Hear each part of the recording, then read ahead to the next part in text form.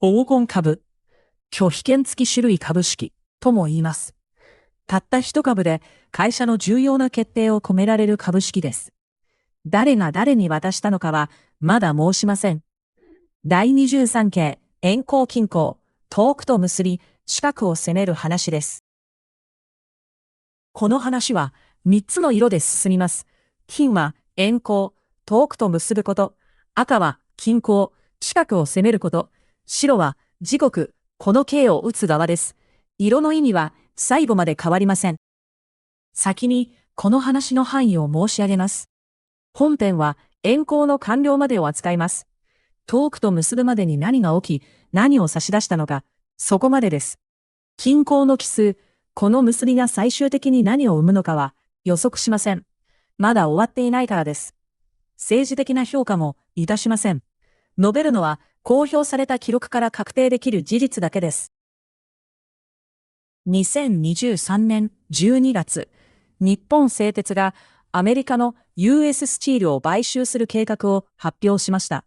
そして完了までに約1年半かかりました。発表から契約成立まで1年半。企業買収としては異例の長さです。その1年半に何が起きたのかがこの話です。2025年6月18日、買収が完了します。US スチールは完全子会社になりました。買収額はおよそ141億ドル。発表時点の概算でおよそ2兆円です。遠くと結ぶという部分はここで完了しました。ここで経の原理を先に説明します。隣国と結んで遠くの国を攻める。これが普通の発想です。しかし、それでは勝った土地が保てません。遠くで取った土地は隣国に挟まれているからです。ならば順序を逆にします。遠くの相手とは手を結び、攻めるのは隣にする。そうすれば、取った土地は自分の領地に接しています。守れる場所しか取らない、という考え方です。画面の2行は、その原理をそのまま書いたものです。画面を見てください。線が2本あります。遠くへ伸びる線は太い。近くへ伸びる線は細い。ただし、これは地図ではありません。距離ではなく、利害の向きを描いています。太い線は結ぶ相手。細い線はいずれ取る相手。遠いか近いかはキロメートルの話ではないのです。ここまでを1行にします。遠くと結ぶ値段は契約書に書いてある。遠行は無償ではありません。そしてその代価は後から誰かが計算するものでもない。最初から条文として書かれています。完了は終わりではありませんでした。2026年4月、佐賀のビッグリバースチールへ3000億円の追加投資。そして2026年3月18日、国際協力銀行の協調融資により、およそ9000億円を借り入れます。内訳は JBIC がおよそ5500億円、民間がおよそ3500億円。これでつなぎ融資を返済し、恒久的な資金調達が完了しました。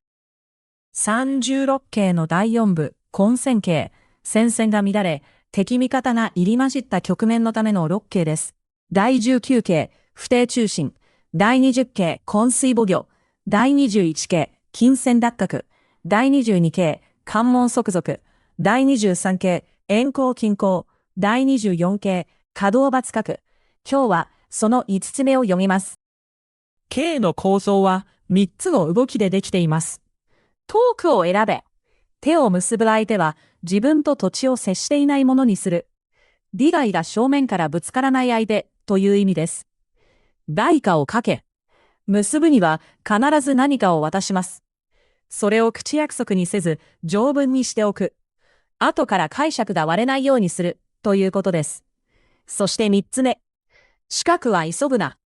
遠行が固まるまで隣は動かしません。順番を守れなければ両方を敵に回します。情景から入ります。広げられた地図の上に2つの手があります。片方はすぐ隣の国を指している。もう片方は地図の端、遠い国へ伸びています。どちらの手を先に動かすかで、この先が変わります。紀元前3世紀、範書という人物が秦の昭王に説きました。戦国作新作にこう残っています。寸を売れば、すなわち王の寸なり。尺を売れば、また王の尺なり。寸を得れば、すなわち王の寸なり。尺を得れば、また王の尺なり。一寸取れば、その一寸が王のものになる。一尺取れば、その一尺が王のものになる。遠くで取った土地は王のものになりません。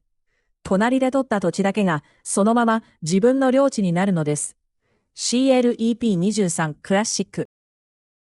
ただし、話には続きがあります。燕国から差し出された手には条件が握られています。燕公は握手ではありません。取引です。では、この件では何が条件だったのか。CLEP23 クラシック。代価は条文になりました。4つあります。